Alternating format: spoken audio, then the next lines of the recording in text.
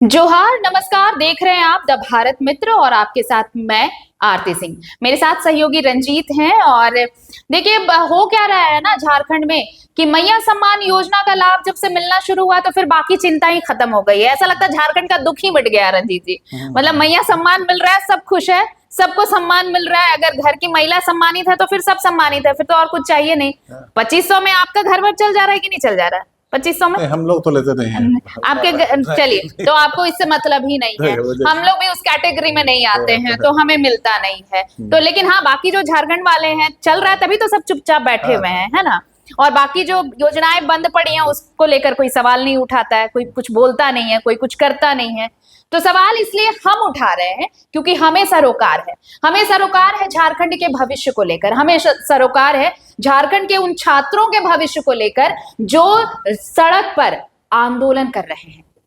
पहले आपको हजारीबाग की एक तस्वीर हम जरूर दिखाना चाहेंगे, क्योंकि आप कल भी देख चुके होंगे, लेकिन आज हम फिर ये तस्वीर आपको दिखा रहे हैं। तस्वीर देखिए, जो तस्वीर इस वक्त आप स्क्रीन पर देख रहे होंगे, ये वो छात्र हैं जो आंदोलन कर रहे हैं कि स्कॉलरशिप उनका क्यों रोका गया है, क्यों उन्हें स्कॉलरशिप नहीं मिल रहा। अब अगर अगले सेशन के लिए स्कॉलरशिप के लिए आवेदन आ गए हैं तो भाई जब तक पुराना स्कॉलरशिप क्लियर नहीं होगा तो आगे के लिए वो एलिजिबल कैसे होंगे? सवाल यही है। अब इसे लेकर बहुत सारी बातें हो रही हैं। सीधे रंजीत जी के पास चलते हैं। रंजीत जी, स्कॉलरशिप, बाकी योजनाएं तो ठीक है, मैया सम्मान आप दे रहे हैं, बाकी और भी योजनाएं अटकी पड़ी हैं, वृद्धा पेंशन है, विधवा पेंशन है, इनके भी पैसे अटके पड़े हैं। लेकिन स्कॉलरशिप नहीं देना और ये सिर्फ कह देना केंद्र राज्य को, राज्य केंद्र को पाला, मतलब गेंद एक दूसरे के पाले में डाल के अपनी इतिश्री कर लेना, भविष्य तो झारखंड का खराब हो रहा है ना। तो इस बारे में एक अच्छी बात यह है कि जितने भी जो छात्र संगठन है, सभी छात्र संगठन किसी न किसी जो राजनीतिक दल है उसकी ही इकाई के रूप में बिल्कुल, हाँ, हाँ, हाँ। लेकिन इस विषय पर सभी लोग एकमत है कि छात्रों को स्कॉलरशिप मिलना चाहिए। कम से कम ये देखने को मिल रहा है, इसमें छात्र जो है बटा हुआ नहीं है कि मेरा हम इस पार्टी का है तो हम उस पार्टी का है। जैसे हजारीबाग का ही हम लोग उदाहरण देख रहे हैं, बैनर भले अलग हो लेकिन जो छात्र उसका लीड कर रहे थे वो कांग्रेस पार्टी से उनका संबंध रहा, मतलब एनएसयूआई से। हाँ। तो इस प्रकार और भी देख रहे हैं, आजसू के भी लोग हैं और अलग अलग छात्र संगठन के लोग भी हैं। सभी का मानना है कि स्कॉलरशिप इस लड़ाई में सब लोग कम से कम एक मत है और एक मत है। लेकिन सबसे महत्वपूर्ण बात है कि मैया सम्मान तो पूर्णकालिक उपाय नहीं है। एक 2500 रुपया देकर आप एक सहारा उसको दे सकते हैं। हाँ। लेकिन किसी भी परिवार को पूर्णकालिक मतलब उसको रोजगार चाहिए, शिक्षा, स्वास्थ्य, अन्य सुविधाएं चाहिए। ये ऐसी बात नहीं है। लेकिन ऐसा लगता है कि झारखंड की सरकार ने ये मान लिया है कि हम इसको अगर 2500 रुपया दे देते हैं तो सारी समस्याओं का समाधान हो गया, इसके अलावा मुझे और कुछ करने का जरूरत नहीं है। देखिए, छात्रवृत्ति क्यों मिलता है? छात्रवृत्ति इसलिए मिल रहा है ताकि कोई पढ़ने वाला जो छात्र हो या छात्राएं जो भी हो तो उसकी पढ़ाई रुक ना पाए, वो अपना पढ़ाई पूरा कर सके। और एक जिम्मेवार राज्य का और शासन तंत्र का एक कर्तव्य है कि शिक्षा के वजह अगर संसाधन के अभाव में किए हो या अगर अपना पढ़ाई पूरा ना हो कर पाए तो इससे ज्यादा शर्म की बात क्या हो सकती है उस राज्य के मुखिया के लिए या देश के मुखिया के लिए कि आपका जो स्टूडेंट है, जो छात्र अगर पढ़ना चाह रहा है लेकिन वो अगर पैसे के अभाव में, चाहे वो एसटी वर्ग का हो, ओबीसी वर्ग का हो या सामान्य वर्ग का ही छात्र या छात्राएं क्यों ना, पैसे की वजह से किसी का भी पढ़ाई रुकनी नहीं चाहिए या किसी का स्वास्थ्य जो है इलाज नहीं रुकना चाहिए। ये एकदम एक आदर्श राज्य में है कहा जाता है। लोग कहते हैं कि शिक्षा और स्वास्थ्य तो एकदम से लोगों को मतलब मिलना ही चाहिए। ये एक परिवार के तौर पर भी देखिए कि जो गरीब परिवार होते हैं ना,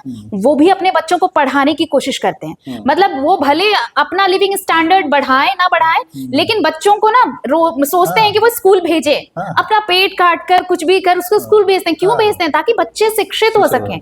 और यही स्कॉलरशिप ऐसे ही बच्चों के लिए तो एक बैकअप है। बैकअप क्या, मैं तो बोलूंगी कि वो पूरा स्ट्रेंथ ही है उनका। हाँ, जिनके लिए 1 रुपया भी नहीं है, अगर वो स्कॉलरशिप पे उनका आना जाना, पढ़ाई, फीस वगैरह सब कुछ है, अगर आप वही बंद कर देंगे फिर ये बच्चे पढ़ेंगे कैसे? नहीं, और इसी तरह स्कॉलरशिप का ही सहारा देके तो कितने लोग पढ़ के आगे अभी काफी जीवन में उनका रहन सहन और उनका जीवन यापन अच्छा हो गया। अगर कोई किसी घर से कोई छात्र अगर इसी स्कॉलरशिप का सहारा लेके पढ़ लेता है और पढ़ाई करके एक अच्छा रोजगार अपने लिए चुन लेता है तो उससे पूरी उसका जनरेशन जो है, पूरा परिवार जो है अपना उसको बदल देता है, उसका रहन सहन सब कुछ चेंज हो जाता है।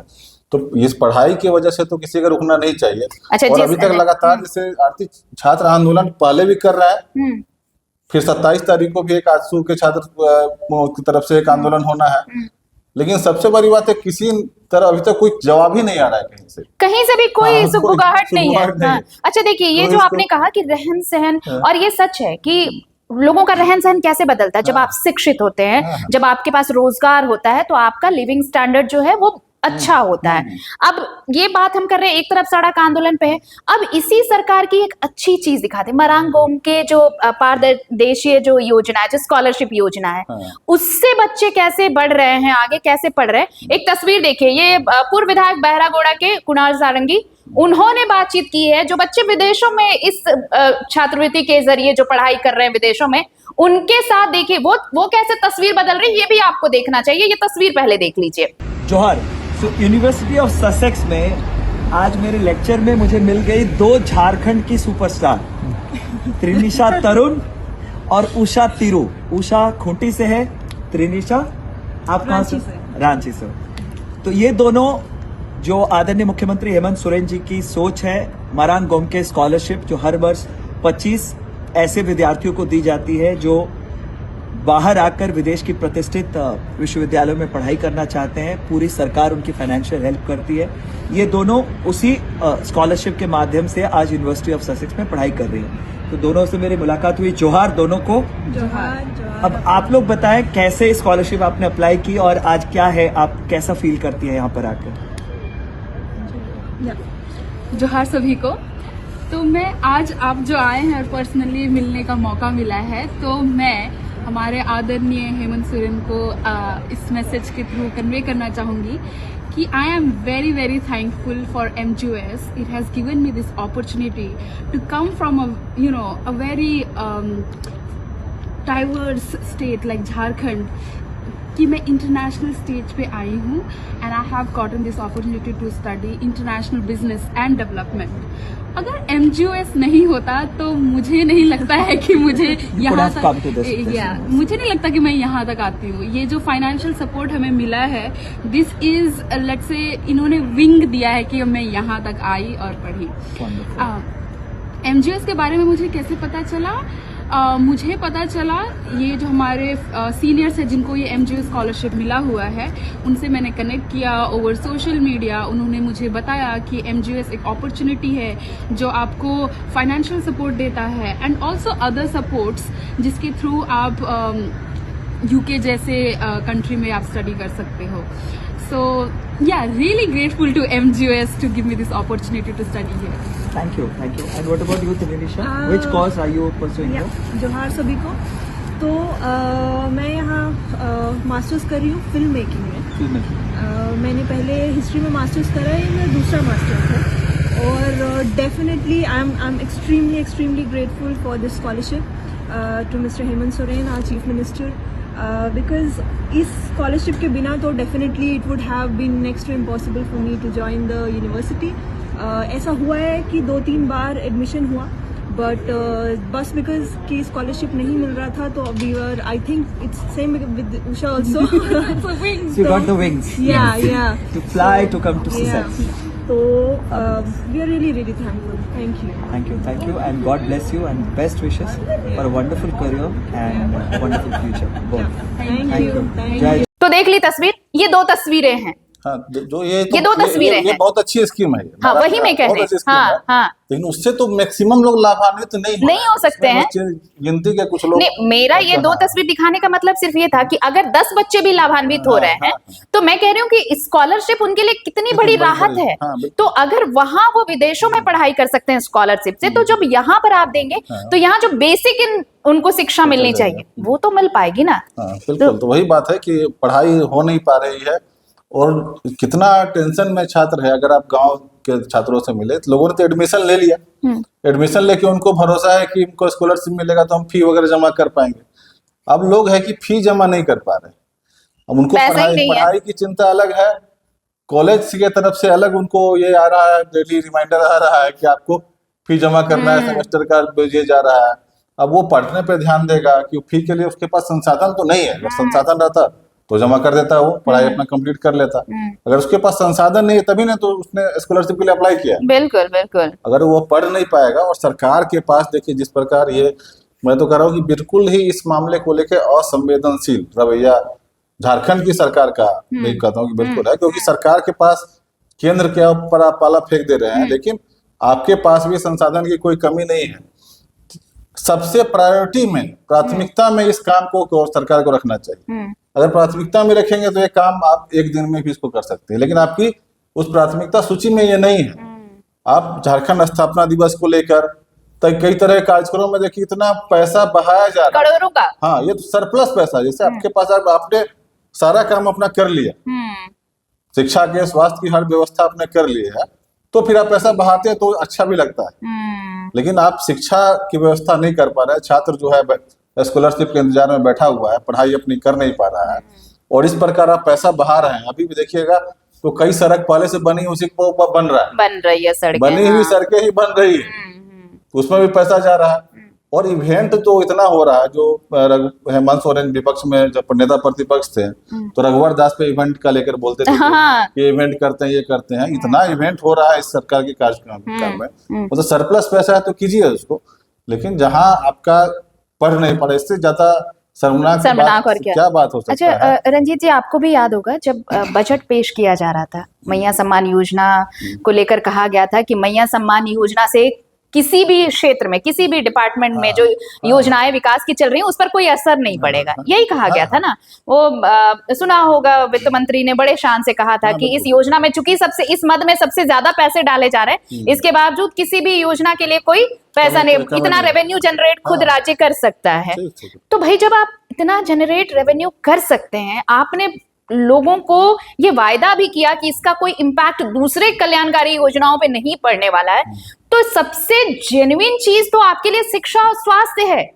शिक्षा पाने के लिए वो बच्चे सड़कों पर आंदोलन कर रहे हैं। एक तो उनकी पढ़ाई चौपट हो रही है अलग, दूसरा कि उनके जहन में ये भी है कि भैया पैसे नहीं मिलेगा तो मैं घर कैसे जाऊंगा।